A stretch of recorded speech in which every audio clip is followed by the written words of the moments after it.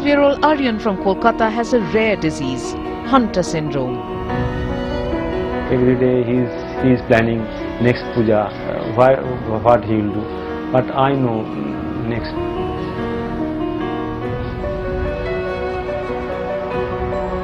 I know next puja may not come in his life. Time is running out for Aryan. He needs help from the government and all of us. He needs money for an injection that can save his life. I am helpless and cannot afford the cost of the drug. Help Aryan, a CNN IBN Change.org initiative. Our special focus this evening is a CNN IBN Change.org initiative. 12-year-old Aryan suffers from rare genetic disorder, the Hunter syndrome. Well, the cure involves injections that cost 2 lakh rupees per dose. Aryan's parents are appealing for help. In fact, we'll get you that very personal, very moving appeal right here on the show. You're watching News 360. A look at our other headlines. Lieutenant General Dalbir Suhag's appointment as Army Chief is final, says the Defence Minister. After his cabinet colleague, former Army Chief General VK Singh embarrasses the government with his tweets. He now refuses to comment. Same shocker, same state. Another woman found hanging from a tree after allegedly being raped in Bahrain in Uttar Pradesh. Less than 15 days after the Badaun shocker, 3 men arrested. Another politician making a controversial remark on rape. Maharashtra Home Minister R.R. Patil tells the State Assembly rapes can't be stopped even if a policeman is posted in every home. NGO Greenpeace rejects charges of being anti-development, denies taking money from corporates or governments, refuting an IB report accusing the NGO of blocking development work in India. जिस प्रकार से आजादी के आंदोलन को एक जन आंदोलन बनाया था और हम सबका कर्तव्य है कि हम महात्मा गांधी से कुछ सीखें, हमने विकास को भी जन आंदोलन बनाना चाहिए. Development is our war cry, Prime Minister Narendra Modi says in Parliament in his reply to the President's address, saying it should be a mass movement. He assures the Congress he is going to need their help to move forward. A 6th body is retrieved from the Bias River on day 4 of search operations in Manali. 19 are still missing, swept away by dam waters. Dam authorities are charged with homicide and negligence. As a big blow to home buyers, 30,000 flats in Noida face an uncertain future. The Supreme Court upholding the Green Tribunal order against projects within 10 kilometers of the Okla Bird Sanctuary. And that's something that affects so many of you. We're going to get you much more on that over the next 60 minutes. Also ahead, our focus on the World Cup. The advertisers are fighting it out, but we're seeing some pretty great advertising around the World Cup. We'll take a look at some of the ads that are catching on.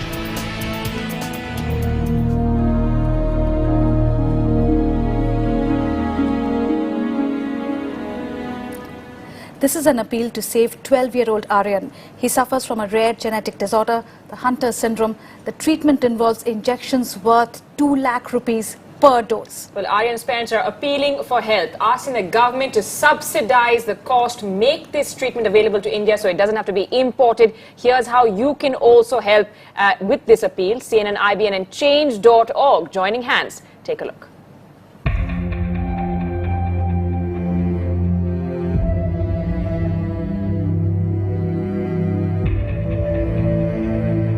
It's a change that's come too fast for 12-year-old Aryan. Once a healthy infant, he is now a child battling one of the rarest diseases in the world, the deadly Hunter syndrome. Hunter syndrome is a rare genetic disorder caused by the lack of a crucial enzyme in the body. It first affects the limbs and then slowly spreads to the brain till it proves fatal. It's a reality that's been haunting his parents for the last 9 years. Every day he is planning next puja, what he will do. But I know next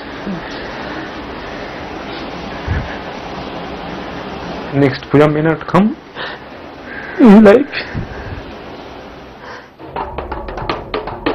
There is a cure for this young boy, an enzyme replacement therapy, one of the most expensive treatments in the world.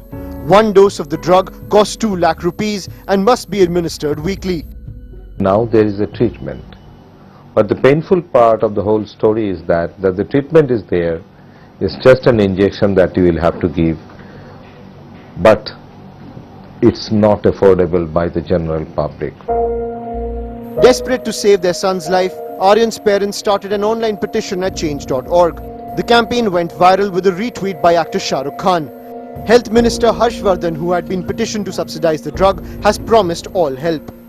There are close to 1 lakh people signing on to his petition.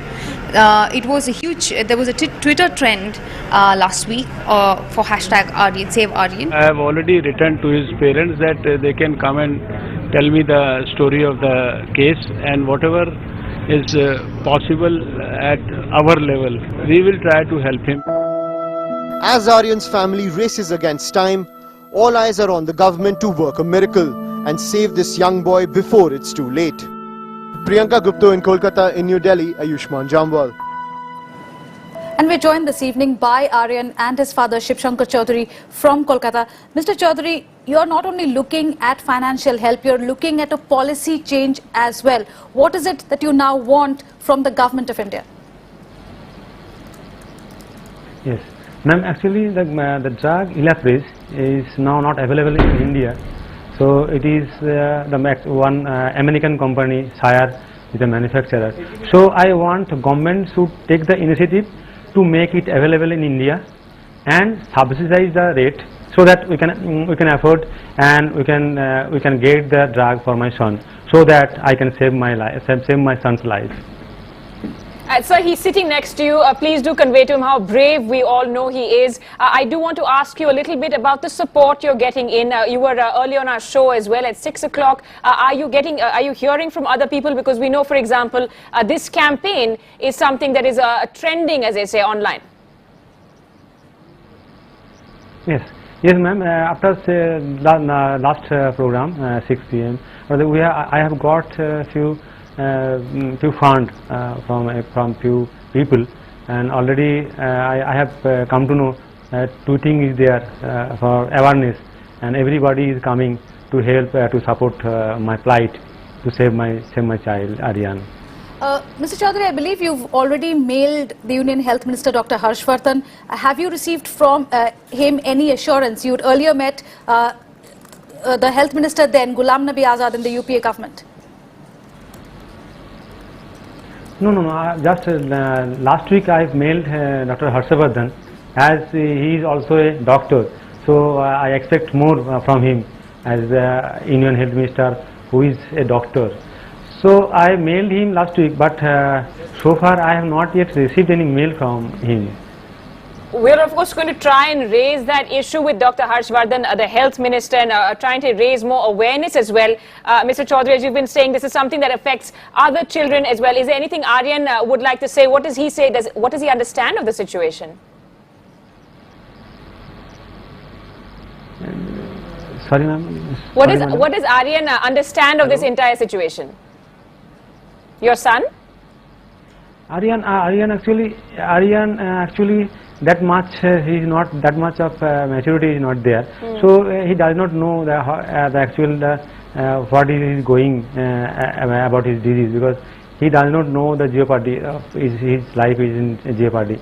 So actually he knows that he has some problems. He cannot hold glasses, he cannot eat on his own because every time his mother feeding him. So that's all. But regarding to other his friends, they in the school period there is a period, PT period. So he does not go. He does not go that period. Only sits in the room and wait for the next class. Mr. Chaudhary, do stay on with us. You're being helped as well to get your voice across to the highest quarters by change.org. Let's just listen in to the chairperson of change.org in India and how she's getting the voice across to the country.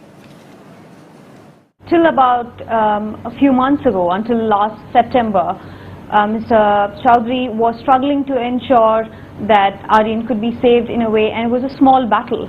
But last September he started a petition on change.org conveying the struggle he and his family and Aryan face, and appeal to people of India to support him, because he was not just fighting for Aryan, he was fighting for children who are struggling with Hunter syndrome. He was asking the Union Minister to subsidize the treatment. The response to this campaign has been tremendous. I think right now Dr. Harshvardhan, the Union Minister for Health, has offered to help, which is a great step thanks to all the efforts, including CNNIBN, and I think we just need to wait and see the next steps taken by the Minister. This is happening for the first time in India. A father of a child who has Hunter syndrome has started a campaign not just for his son, but for children with this genetic disorder. And what he's done in this process is actually paved the way in showing that it needn't be a single parent or a single family fighting for this cause. You can actually get the whole country involved in your fight and ensure you put pressure on public authorities to do this. Right, Mr. Chaudhary, as Preeti Herman is pointing out, this is not just a fight for your son, it's a fight for those children across the country who are fighting genetic disorders. But about your son himself, he's 12 years old, he goes to school, what does he enjoy to do? Does his brain function almost normally right now? Yes, Aryan is now doing well, and he is going to school also, and this disease now affects the brain also. So Aryan is 12 years old, but his brain is not yet affected, and like other children, I know few children who are not going to school also, and I can say they are bedridden, but Aryan is now doing well in that sense. So regarding the treatment, doctors often recommend that Aryan is a suitable candidate to accept that ERT, because enzyme replacement therapy is not suits everybody, every patient. So in that case, Aryan is I can say he is suitable. If I get the treatment, if he gets the treatment Elapase, so he will do better, definitely. So doctors feel that he will also, of course, very much benefit from this treatment. I'm seeing some of the photos online. Mrs. Chaudhary has posted, in fact, tweeting of him smiling and laughing as well. This is such a difficult time, Mr. Chaudhary, but is there any other message you have for other families going through what you're going through? Yes, I have started the petition, you can see there, because I am not only asking government for my son only, but there is already written, if government makes a policy for this treatment, other patients who have this MPS 2, they will also benefit, they will be benefited also. So other family, there are families who do not know what is the disease MPS 2 and what is the treatment, how cost it is. So for them also, if government make a policy, that will be also benefited for them also. Right, Shivshankar Chaudhary, thanks very much for joining us along with your son Aryan this evening. More power to you, and we wish Aryan all the best. He'll be there to play the dhak, as you said, which he enjoys over many more Durga Puja. That's what we're all hoping and praying for. Also joining us with what's buzzing on Twitter about Aryan's case with the hashtag Save Aryan is CNNIBN's Parishit Luthra. Now, Parishit, what's the talking point now? Ananya, it's really heartwarming to see how the parents' appeal for their 12-year-old son has reached out to so many people. We've been getting a lot of positive responses on Twitter. Let's start with the first one from Muhammad. He tells us, our voice has reached out, Health Minister is ready to help. Remember, early this morning, the Health Minister Harshvardhan had told CNNIBN that he wants to meet the parents, and whatever the central government can do in its own capacity, they will extend that help to the parents, to 12-year-old Aryan. That's a very important step. Anyone who wants to express their views on this story can use this hashtag and tweet his comments or reactions. That is hashtag Save Aryan. The next one is from Aryan's mother, Devjani Chaudhary. She has appealed to people. She has been appealing for the last many days. She's been saying, please come and join hands to save my little Aryan. He has a fatal disease, Hunter syndrome. He wants to live his life. I need your help. Remember, Aryan has been fighting this disease for the last 12 years. There is a very expensive cure which is available, and that's why the parents are trying to reach out to as many people as possible. The next one is from Mukesh Kumar. He tells us, The drive must be generously supported, and we would urge all millionaires and all households in India to help this child. Definitely, Mukesh, we're trying to do our best, and others must also pitch in and help in any way as possible. The next one is from Sarjun Kishore. He tells us, I humbly request my respected Prime Minister to please help this child so that he does have a great future. I'm sure this story has reached out to the Prime Minister as well by now, Sarjun. And this finally is that picture of 12-year-old Aryan with his mother, Devjani. A very touching story, a very difficult life that Aryan is leading. And let's hope he gets all the help that he can get. Absolutely. With that, it's back to you. Absolutely. The family fighting. In fact, Shah Rukh Khan also retweeting that petition. Parikshit, thanks so much for that. Here's how you can help Aryan. This is a CNN, IBN and Change.org initiative. You can tweet our team at IBN Live with a Save Aryan hashtag. You can log on to Change.org /Aryan. Sign that petition. We're going to continue to try to get their voices heard at the highest levels.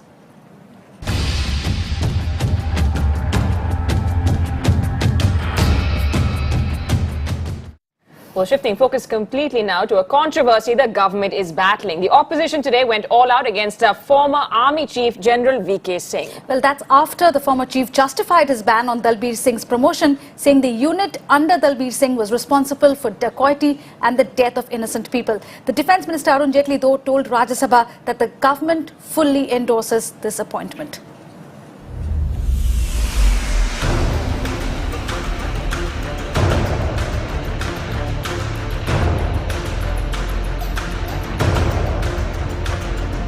The Modi government facing the embarrassment of a minister, former Army Chief General VK Singh, tweeting against the Army Chief designate.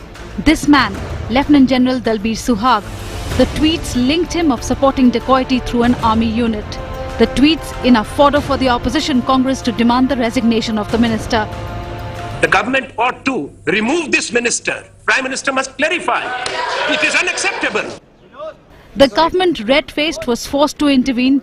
Defence Minister Arun Jaitley, who had already sought an explanation from his ministry about how an affidavit of this tone and tenor reached the apex court, made a brief statement in Parliament, setting aside fears of any change in the army leadership.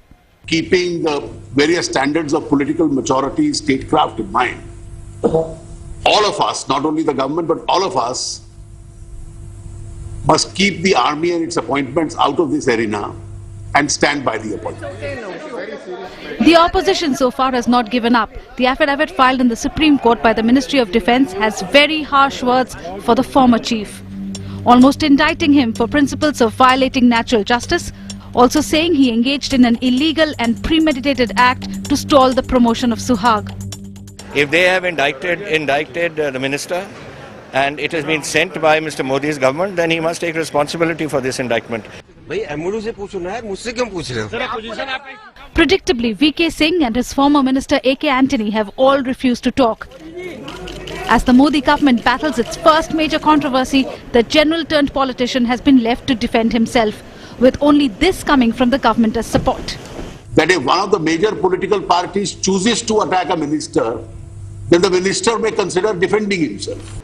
General Singh's age Rao saga that began with the UPA has continued. In New Delhi, with Anubha Bhosle and Anya Das Gupta. Well, the MOS, General VK Singh, refusing to comment but clearly standing by his tweet. So your tweets,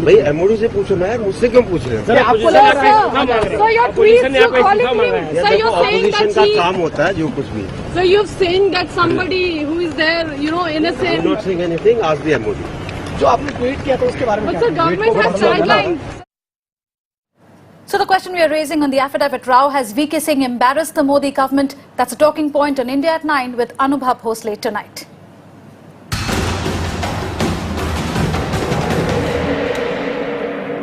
Barely 2 weeks after the Badayun, horror news coming in of a similar case. The same state again, Uttar Pradesh. 3 people have been arrested after a woman was found hanging from a tree after being allegedly gang raped in Bahrej district. An FIR has been registered in this case.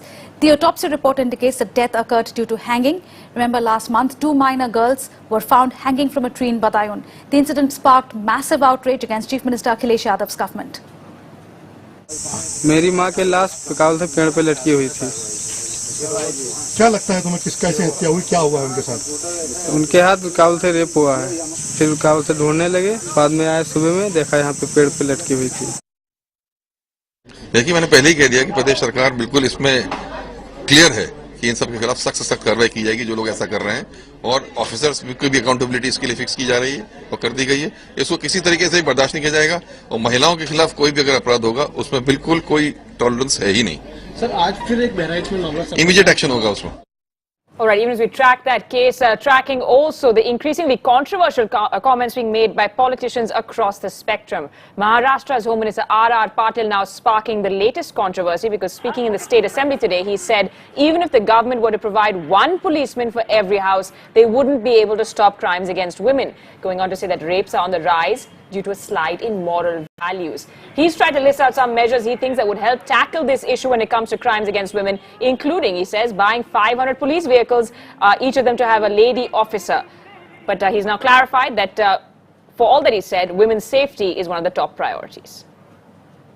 मैंने ये बोला कि 6% rape cases घर में relative से होती है, और यह हमारे इन्वेस्टिगेशन के बाद जो जानकारी मेरे पास थी वही मैंने रखी है। इसका मतलब ये नहीं है कि घर घर में हम पुलिस नहीं रख सकते, महिलाओं की सुरक्षा नहीं कर सकते, ऐसा मैंने कभी नहीं कहा था और नहीं कहूँगा। फिर भी मैं ये कहूँगा कि महिला सुरक्षा ये हमारे टॉप प्रायोरिटी का काम है। अगर गृह मंत्री, मुख्यमंत्री और सरकार मजबूती से काम करती है और अपना अस्तित्व दिखाती है तो इस प्रकार से जघन्य अपराध नहीं होंगे। अगर R.R. पाटिल जो राज्य के गृह मंत्री है वो कहते हैं कि घर घर में पुलिस बिठाने के बाद भी रेप नहीं रुकेंगे, तो R.R. पाटिल से ये कोई किसी ने सलाह नहीं मांगी है कि आप घर घर में पुलिस दीजिए, आप इस्तीफा दीजिए, सरकार छोड़िए, नई सरकार आने दो, हम आपको दिखाएंगे रेप कैसे रुकता है। 360. Let's talk about Prime Minister Narendra Modi's speech in Parliament today. By all accounts, a very strong speech. He's even reached out to the opposition. This is, of course, a reply on the President's speech. Yes, let's just take you through what he said. The proceedings itself were a formality, but the speech given by Modi in reply at this debate stood out for its conciliatory note. He said that victory teaches us to be humble, promising to take along the opposition in his journey of development. He called on the House to make development a people's movement, like what Mahatma did with the freedom struggle. Development was the overriding theme of his speech, with Modi promising to work for shelter, food, water, power and even broadband connectivity for the poor. Hitting back at critics of the Gujarat model, Modi said that the model of development was about accepting the good and rejecting the bad. He broke his silence on the Badayun rape and murders and the Pune techie murder. He urged stern action against the culprits, did mention the Manali tragedy as well. Modi praised Mamata Banerjee and Jayalalitha in his speech, a politically significant move. Mahatma Gandhi ने जिस प्रकार से आजादी के आंदोलन को एक जन आंदोलन बनाया था, और हम सबका कर्तव्य है कि हम महात्मा गांधी से कुछ सीखें, उनसे प्रेरणा लें, उनके कदमों पर चलने का प्रयास करें, और इसलिए मैं कहता हूं हमने विकास को भी जन आंदोलन बनाना चाहिए। Whatever he used to talk outside the parliament, again he has spoken in the parliament. There is nothing new. And I am very sorry to say that, see, particularly the skill development, our Prime Minister, former Prime Minister took a lead in this. At least he should say that the previous government has done something. I will continue it, or I can do more than that. Also, sir, we are hearing from BJP that the leader of opposition position will not be given to Congress party. Everything is left to the speaker, whom should recognize, whom should do it. So we don't want to go and request for such things. All right, that's Mallikarjun Kharge, leader of the Congress in Lok Sabha. Meanwhile, sources are telling us that the Congress is unlikely to get the post of leader of opposition in Lok Sabha and that the House rules are pretty clear. A party needs 10% of the seats in Lok Sabha to become leader of opposition, and this would amount to 55 seats. The Congress is the second largest party, but it managed only 44 seats in Lok Sabha elections. Sources also telling us that the party has argued that it should be seen as a UPA, which is the required numbers. A final decision on this matter rests with Speaker Sumitra Mahajan. Anybody who has got second highest numerical strength should be given the post of leader of opposition. So it will be injustice to the Congress, and I think they should be magnanimous enough. Speaker should be magnanimous enough to accord this position to the Congress leader in Lok Sabha. All right, let's get to the other big news that came in this evening. It's that Intelligence Bureau report that has called the NGO Greenpeace a threat to national economic security. In fact, that report accuses it of hampering development. It also accuses the NGO initiating agitations and campaigns against coal and nuclear plants, saying that these have had a negative impact on the GDP. The report says that Greenpeace has violated foreign funding norms by engaging in political activity, saying that Greenpeace gave funding to an NGO run by an Aam Aadmi Party candidate as well, Pankaj Singh. Now, the report says Greenpeace funded studies sympathetic to its agitations, that it's planning to target IT firms in India next over e-waste. Here's what Greenpeace has to say. All our work in the public domain, and is not a Greenpeace has come out in the years or 2 years time. We are in India for the last 11 years. Internationally, we are in the 40 years old organizations. So why suddenly this has come up? Every country we face this kind of accusation that foreign other countries are supporting us, or they are promoting us, or they are pushing us. There is not an iota of truth in that. If the funding is illegal, or if anything is related to national security, which is a threat to the sovereignty of this country, all these are things, if it comes into picture, so action will be taken. There has been always a general atmosphere that the foreign funding is used to disrupt many of the development work in the name of NGOs and many of them. Not that all the NGOs are bad, not that all those NGOs who are getting the foreign funds are bad. But wherever, they use it for destabilization of any development or disruption, that has to be seriously looked at.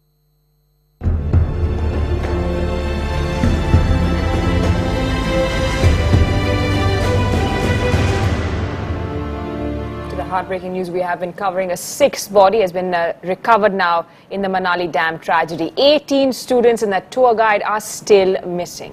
All 25 of them were washed away in a river search on Sunday. The Himachal police has registered a case against Larji Dam authorities for culpable homicide not amounting to murder. That is death due to negligence as well. An FIR was registered following a complaint filed by the professor of those missing students. It's the fourth day of the retrieval operations. The Telangana Home Minister was there at the accident site, has asked for military assistance as well. The parents of the students are planning to sue the college authorities for allowing them to go near the dam when they were on an industry visit. The FIR will lead to a police investigation, and in that investigation only the responsibility of the purported negligence can be fixed, and after that investigation only we can say that who was actually responsible. Hopefully we are trying that today we will get all the missing persons, at least the bodies. Hopefully, because yesterday we pressurized the government also to send an additional team in kind of latest equipment. So we'll be tracking that very closely indeed. We do have to take a short break, but first a look at our top headlines. Lt Gen Dalbir Suhag's appointment as Army Chief is final, says the Defence Minister, after his cabinet colleague and former Army Chief VK Singh embarrasses the government with his tweets against Suhag. VK Singh refuses comment. More shocking news from UP. Another woman is found hanging from a tree after allegedly being raped. This in Bahraich, Uttar Pradesh. Maharashtra Home Minister R.R. Patil makes a controversial remark, tells the State Assembly rapes can't be stopped even if one policeman is posted in every home. You're joining us here on CNN IBN, and 30,000 flat owners in Noida face uncertainty after a Supreme Court ruling which upheld the stay on giving out these flats as yet. As well as a ban on possession imposed by the National Green Tribunal on certain buildings. Here's Shubhajit Sengupta explaining. No construction in a radius of 10 kilometers from the Okhla Bird Sanctuary. The Supreme Court has refused to intervene in this order by the National Green Tribunal, leaving the future of thousands of prospective home buyers in uncertainty. जो भी नुकसान होगा वो अब flat buyer का होगा या project late होगा वो फ्लैट बायर का होगा, बिल्डर को उससे क्या लेना देना है. Many of these flats had taken environmental clearance and construction had begun. The Green Tribunal's order came as a bolt from the blue. All these projects where the developers have taken up construction are post MOEF approval, which came from the State Environment Impact Assessment Authority.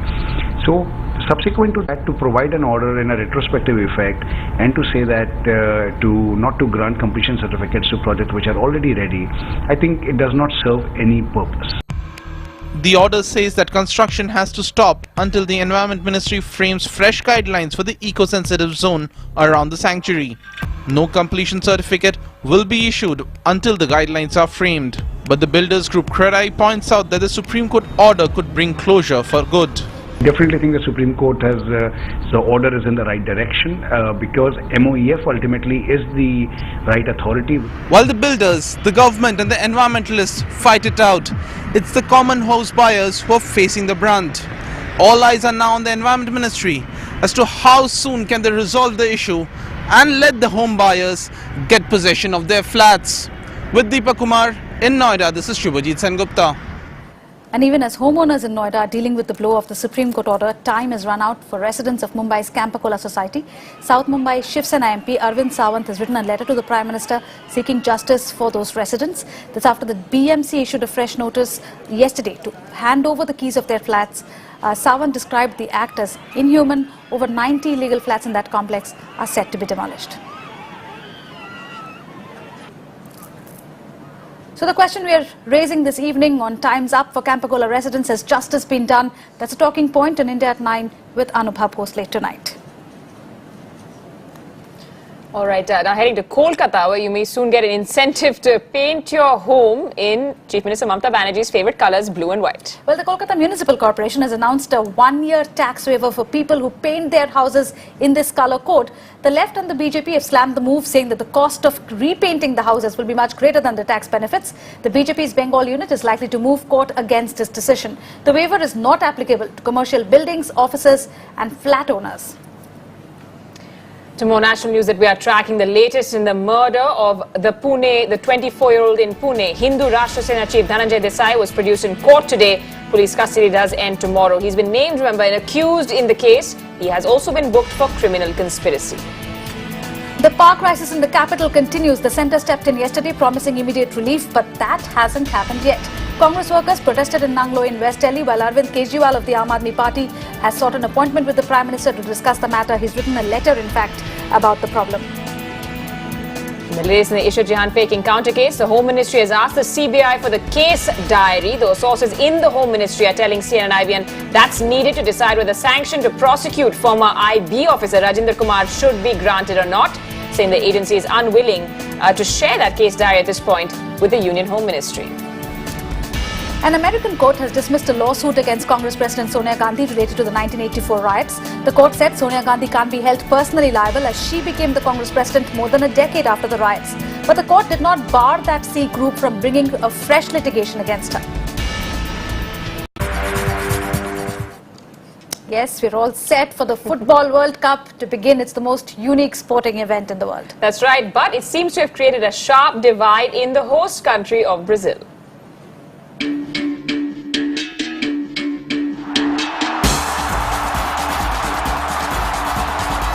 For many, it was the ultimate high, the pinnacle of football returning to the land which has been its most successful exponent. Brazil, the only team to win 5 world titles. A country where the national mood is directly proportional to the fortunes of the national team. But that image has been shattered over the last 1 year. We enjoy more absolute freedom and we coexist with popular demonstrations and demands that help us improve every day. Our democratic institutions that support us in guaranteeing the right to demonstrate and to curb excesses and radicalism of any kind. The anger on the streets has been simmering for a while now, and it first made an appearance during the Confederations Cup last year. Brazilians have been questioning the massive spending on infrastructure for the World Cup as well as the 2016 Olympics, which will be held in Rio de Janeiro. Most of the protests have been peaceful. Some have turned ugly. From 2010, when construction in the stadium started, until 2013, the federal, state and municipal governments invested about $762 billion in education and healthcare. The other major concern has been the state of the infrastructure. Even though the stadiums have somehow limped over the line, work still goes on outside. A subway strike in Sao Paulo, which hosts the first game, has been suspended. But union workers have threatened to strike again on match day, which could lead to chaos. The subway workers, and not just them really, many others in our country, want to show to those coming here from around the world the way things really are here. I believe this, in terms of infrastructure, we have never been ready to really handle the people coming here. Not just on the field but off it too, Brazil holds its breath as the countdown nears zero. With Digvijay Singh Dio, Deepika Kaura. All right, now for people like me who don't really know which team to support, it's a good time to look at the ads and decide if you want to watch it in the first place. As Amrita and I say bye, take a look at CNN's Amir Daftari's report, who's taking a look at the adverts that have created a flutter this World Cup season. Putting the world into World Cup. Samsung's sci-fi ad assembles an international all-star football team to take on aliens, who've challenged the Earth to a win or be destroyed game of footy. A kick around the park turns into a shape-shifting, star-studded experience in Nike's advert. If one stays on, get some Cristiano Ronaldo in. And it's got everyone from Wayne Rooney to David Luiz. There are stars of a different sort in Banco de Chile's patriotic advert. Remember these guys? Well, it's the Chilean miners reminding you that nothing is impossible, including a World Cup victory for Chile. It's one of the most eye-catching World Cup adverts out there, and it hasn't got a star in sight. This is McDonald's Trick Shot, just a good old-fashioned ad featuring some unbelievable football skills. And finally, one of the most talked about commercials is this one, a 5-minute epic from Beats by Dr. Dre.